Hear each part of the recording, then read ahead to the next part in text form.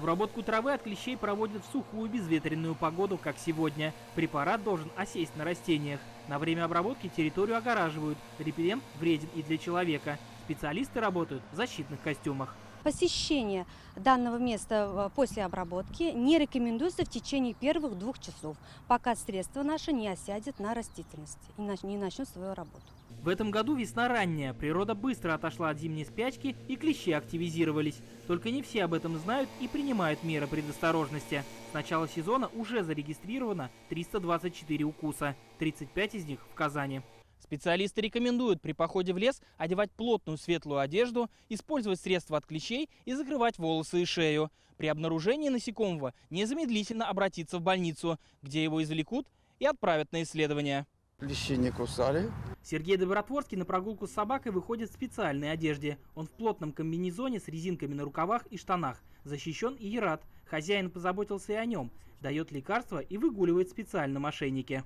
Благодаря вот этим лекарствам, если вдруг вопьется в кожу, он сразу умирает, отпадает. В Нижнекамске за сезон от клещей пострадали 24 человека. Всех насекомых специалисты проверили на инфекции. Во всех случаях результат отрицательный. В лес хожу очень осторожно. В июне стараюсь, в июле, когда уже клещей нет. Скорее всего, лучше вакцинироваться, насколько я знаю, есть вакцинация. Я, конечно, фотограф, люблю, то есть поснимать на природе. Не знаю, как быть, но в прошлом году, раньше не попадалось, дай бог, и в этом году все будет хорошо. Клещи – переносчики опасных инфекций. Это боррелиоз, энцефалит и туляремия. Перед обработкой от насекомых проводят еще и дератизацию. Это защитит от геморрагической лихорадки и от самих крыс, к которым цепляются клещи. 10 и 11 апреля мы провели дератизацию, обработку от грызунов, прогулочную береговую зону озер Верхний, Средний и Нижний Кабан.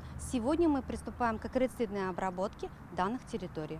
Ежегодно в республике к медикам из-за укусов клещей обращаются около 10 тысяч человек. Роспотребнадзор планирует провести полную обработку всех зеленых зон Казани. Это парки, скверы, лесные массивы, а также территории детских садов и лагерей.